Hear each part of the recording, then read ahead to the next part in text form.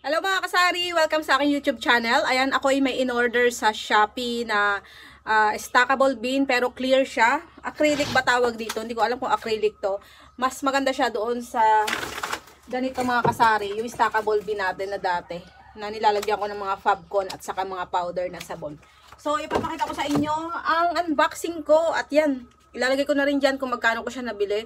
At pwede kayong pumunta sa aking Shopee video para maka-discount kayo ng hanggang 100 pesos pag doon kayo umorder sa aking Shopee video. Ayan, naka-guantes ako.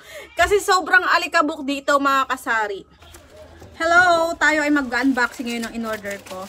Ito ay stackable bin. Lalagyan ko to siya ng mga school supplies, yung mga scotch tape, yung mga pantasa, pambura, yan. Para kitang-kita siya. Kasi ito ay transparent. Hindi ko pa siya, first time ko order na to, hindi ko alam kung gaano kalaki siya. So yan, dalawang box siya. Ito babasagin siya, acrylic kasi to. So dapat secured yung pagkaka-pack niya. So ito na siya, naka-plastic pa siya. Ito yung trending ngayon sa sari-sari store owner group. Lagayan ng candy. Ito, nilalagyan nila ng candy. Ako naman, hindi ko siya lalagyan ng candy kasi may candy box na ako. So, ayan. Baka magpatak. Ito siya mga kasari. Ito ay parang may hinge. Ano bang tawag doon? Ayan. So, dito yung bukasan niya. Ayan mga kasari. Tapos, pag maglalagay kayo ng item dito sa taas. Tapos, pag kukuha ka ng item nandyan, di ba ang ganda? Acrylic. Kitang-kita yung laman ng paninda mo sa loob. So, ito, madali lang siyang kunin. Kahit doon nakaharap yung mga paninda mo, dito ka na lang magbubukas. So, buksan ko lang yung isa. So, ito yung isa. Talagang walang damage yung natanggap ko. Kasi talagang secure yung pagkakapak ni seller. Ayan, pwede siyang stackable. Kasi pwede siyang ipatong. Mas mahal nga lang talaga siya kumpara dito sa plastic. Kasi mas maganda naman talaga siya, saka mas malaki. Tapos may sarahan pa siya para hindi maalikabukan yung mga ilalagay mo. So ito siya mga kasari, yung aking nabiling acrylic. Sabi ko paglalagyan ko ng school supplies, kaso kulang pa siya para sa school supplies ko. So, ito muna yung inilagay ko, itong ating lobo na tig sa 7 pesos. Tapos ito, yan, ganyan siya. Kasya siya dyan. Yan. Yan na lang ang gawin yung reference para malaman nyo kung gaano siya kalaki, kung may mga tinda kayong ganyan. So, yan, o-order pa ako nito kasi pag dinamihan ko pa yung order ko, lalaki ng shipping fee ko, kaya dalawa-dalawa lang ang pwede nating orderin. Tapos, naka-discount ako dito ng malaki-laki. Kung titingin ka sa ibang seller, sobrang mahal nito, kaya hanap ka ng mura-mura. Yan, nagpupunas-punas din ako ng mga paninda ko, mga kasari, yung mga estante ko. I-check nyo lagi yung mga paninda nyo kasi taglanggam ngayon, di ba ngayon ay tag-init na, sunod sa tag-init, tag-ulan na. So yung mga langgam ngayon, naghahakot sila, nag-iipon sila ng pagkain ngayon. Tag-ipon nila ngayon ng pagkain kaya taglanggam.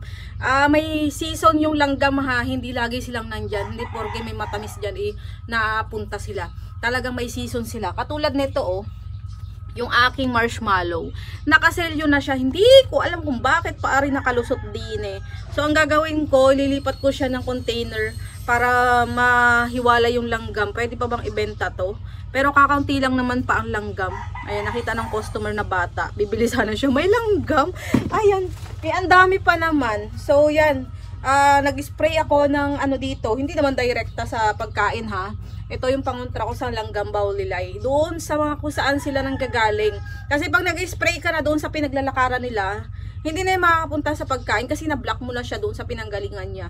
So, wag kang magdirekta doon sa pagkain. Doon ka sa pinanggalingan niya o doon sa dinadaanan nila na walang mga pagkain na ma-sprayan. Tapos, kung mayroong mga pagkain kayo diyang nakaka-absorb ng amoy nito kasi medyo malakas yung amoy nito. Pero ito naman ay original. Pag original yata, hindi masyadong ganun kalakas yung amoy. Hindi naman siya maamoy. Baka mag-absorb lang ng amoy yung mga tinapay nyo dyan. Kaya iwasan yung itabi o mag-spray na may mga malalapit na pagkain na nakaka-absorb ng mga amoy. Kaya nagre-refill ako ng gamis. Buti itong gamis, hindi siya nilanggam kahit iniwanan ko lang siya. Ito lang yung gamis ko ngayon. Di pa kasi ako nakakapunta sa city. Kaya ito pa lang. So dito, yung aking candy box na na-share ko na rin sa inyo. hindi siya pinapasok ng langgam mga kasari. Di ba na-share ko sa inyo yung hack ko? Hack na naman. Yung ginagawa ko dito para hindi pasukin ng langgam. Kasi kahit nakaselyo yung ating mga candies dyan, pag gusto talaga ng langgam pasukin, binubutas niya yung mga candies. So, ang ginawa ko kasi dati, nung shinare ko sa inyo, ay nilalagyan ko yan ng dahon ng laurel sa loob. Hindi ko alam kung yung amoy ng dahon ng laurel yung nakapagpatanggal sa mga langgam dyan, or yung amoy ng paminta. Kasi yung dahon ko ng laurel, sinama ko doon sa lagayan ng paminta. Eh di ba yung paminta, sobrang lakas ng amoy nun. Lalo na kung totoong paminta yung giniling, talagang purong paminta. Dito kasi yung binibenta ko, purong-puro. Meron kasing paminta na parang peke, na pati yung sanga ng paminta, sinasama rin nila sa paggiling para mas madami tignan yung paggiling. Pero yung sa amin kasi dito na nabibili ko sa Lipa, doon mismo sa harapan ko ginigiling yung paminta, kaya talagang purong-puro. At yun, mura lang din, kaya hindi, sobrang tagal ko nang bumibili doon sa wholesaler ng paminta na yun. Simula nung inilagay ko doon, sabi ko nga sa vlog ko, sana hindi ako mapahiya kung itatry nyo. Pero hanggang ngayon, nandiyan pa rin yung mga candies ko, hindi siya nilalanggam mga kasari, hindi talaga siya nilalanggam. Kaso nga lang, ito nga, meron tayo ditong nilanggam, taglanggam kasi ngayon, di ba? Nilanggam nga siya.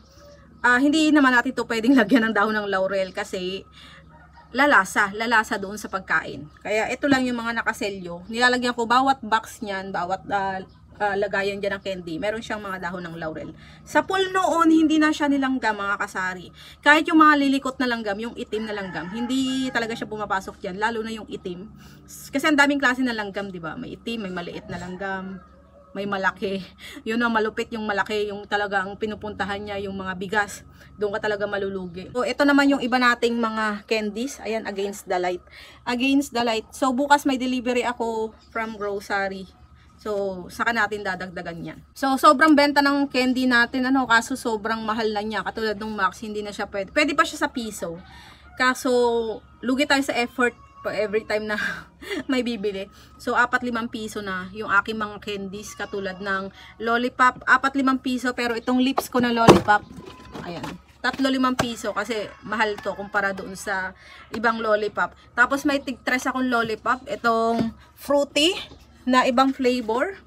Ito tig 3 pesos to mga kasari. Kasi iba siya ang flavor niya. Pero mas masarap siya, saka mas malaki siya doon sa parang, di ba may mga chupa chups na mas mahal?